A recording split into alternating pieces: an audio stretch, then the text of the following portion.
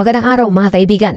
Isa na namang mainit at kontrobersyal na usapin ang pag-uusapan natin ngayon.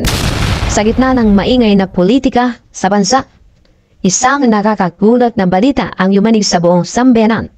Mula sa pagkaka-aresto ng dating Pangulong Rodrigo Duterte hanggang sa biglaang pag-endorso ni Vice President Sara Duterte kay Senator Amy Marcos. Akala ng marami, tuluyan ang nagtawatak-watak ang UNITEAM. Pero sa gitna ng pagbabago ng ihip ng hangin, anong nga ba ang nangyari sa likod ng mga hakbang na ito? May bagong tambalan ba tayong dapat bantayan sa 2028? At ano ang magiging epekto nito sa mga DDS at sa mga supporter ng dating Pangulo? Kung gusto mong malaman ang buong kwento, analysis at matutong pulso ng masa, tutok lang dahil lahat ng yan ay pag-uusapan natin ngayon. Let's begin! Sa kabila nga ng matinding banggaan at hidwaan, bigla nagbago ang ihip ng hangin sa hindi inaasahang hakbang ni Senadora Amy Marcos. Mismo ang nanguna sa pagpapaimbestiga sa mga sangkot sa pag-aresto kay dating Pangulong Rodrigo Duterte. Sa Senate hearing na kanyang pinangunahan, nabunyag kung sino ang nag-utos ng naturang aksyon. Bagay na kinagulat ng taong bayan para sa mas maraming taga-suporta ni Duterte.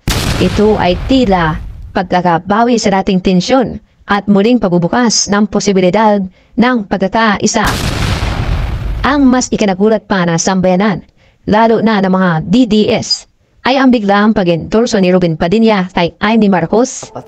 Ano ang ibig mong sabihin sa Mindanao? Ang pangalan ko ang may ibig sabihin sa Mindanao. Pangalan? Amy. Ay?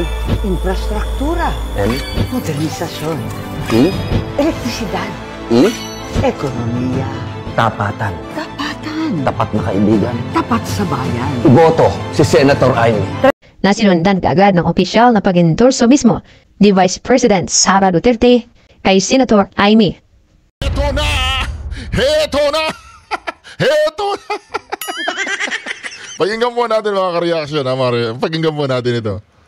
Ipaglalaban tayo ni Amy Marcos. Itim ngayon ang kulay ng bansa. Sa gutom at krimen, nagluluksa. Gutom na ang sikmura. Gutom pa sa hustisya. Hinigipit ang hindi kaalyansa. Marami ang nagsasalita. Pero sino lang ba ang may ginawa? Sino ang may ginagawa? Itim ang kulay ng pakikiramay. Itim ang kulay ng pakikiisa. Itim, laban ng tama. Itama ang mali. Iboto si Senator Amy. Maraming tanong ang nabuo sa isipan ng publiko. May bagong alyansa bang nabubuo? Isang hakbang ba ito para sa 2028 eleksyon? O isa lamang itong tactical na galaw upang mapanatili ang improbinsya sa larangan ng politika? Ang tila pagbabalik ng pagkakaisa sa pagitan ng Duterte at Marcos ay nagdulot ng halo-halong reaksyon.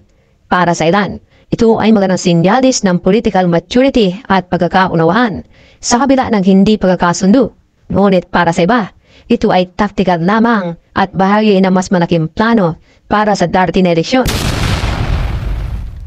Hindi rin maiwasang isipin ng ilan na ito'y paraan upang ilihis ang tensyon ng publiko sa mas sensitibong isyu gaya ng ICC case at iba pang kontrobersya.